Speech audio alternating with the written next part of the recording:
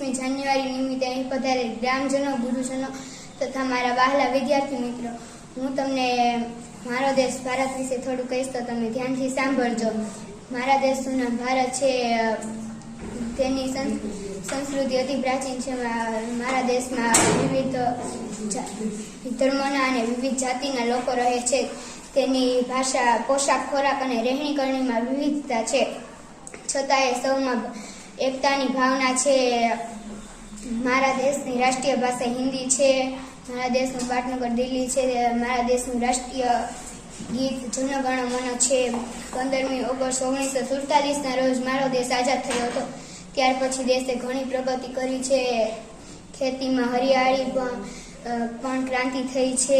Dairy ઉદ્યોગ પણ ક્રાંતિ થઈ છે. કમ્પ્યુટર તથા માહિતી ક્ષેત્રે પણ ક્રાંતિ કરી છે. મારા દેશમાં ગરીબી હજી દૂર થઈ નથી, તે પણ દૂર થશે એવી મને શ્રદ્ધા છે. મને મારા દેશ પર ગર્વ છે.